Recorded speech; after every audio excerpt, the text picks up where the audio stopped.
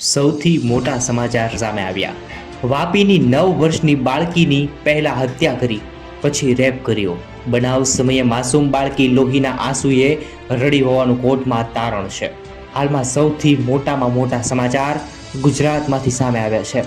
વલસાડના વાપીમાં ફેબ્રુઆરી 2022માં થયેલી અતિ ચકચારી મર્ડર વિશે રેપ કેસમાં નરાધમને ફાંસીની સજા ફટકારવામાં આવી છે. હાલ આરોપીને ફાંસીની સજા ફટકારવામાં આવી. સૌથી મોટા સમાચાર સામે આવ્યા. વાપીમાં 9 વર્ષની બાળકી પોતાના તાબે ન થતા નરાધમે માસૂમીની હત્યા કરી અને નિપજાવી હત્યા કરી અને દુષ્કર્મ સૃષ્ટિ વિરુદ્ધનું કૃત્ય કર્યું. ત્યારબાદ રેપ વિથ મર્ડરના બનાવને આત્મહત્યામાં ખપાવવા માટે આરોપીએ માસૂમની લાશને પંખા સાથે લટકાવી દીધી.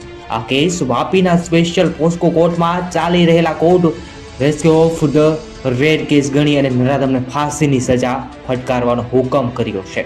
સૌથી મોટામાં મોટા સમાચાર છે. દરેક લોકો સુધી આ વિડીયો શેર કરો. દરેક લોકો જાગૃત થાય, સાવધાન થાય. દરેક લોકો સુધી સાચી માહિતી પહોંચાડવી જરૂરી છે. આવી ઘટનાને અંજામ આપતા લોકો બચી શકે, સાવધાન થઈ શકે. દરેક લોકો સુધી સમાચાર પહોંચાડો. દીકરીને પણ ન્યાય મળે, તેમના પરિવારને ન્યાય મળે. દરેક લોકો સુધી વિડીયો શેર કરો. આરોપીને ફાંસીની સજા. ધન્યવાદ.